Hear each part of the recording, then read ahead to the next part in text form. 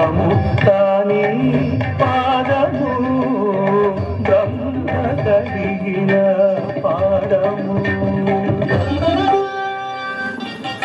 ఈ దివ్య పాదాల విందాలను నా చేతులతో స్పృశించి పూజించే అదృష్టం నాకు లభించింది.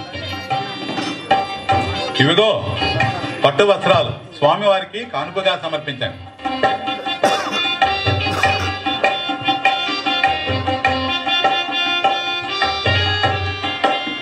అమ్మా అలమేలు మంగ, హరియంతరంగా, పద్మావతీదేవి, రా తల్లి, ఈనాడు నేను నీకు తండ్రినైనాను, దగ్గరకు రావమ్మా.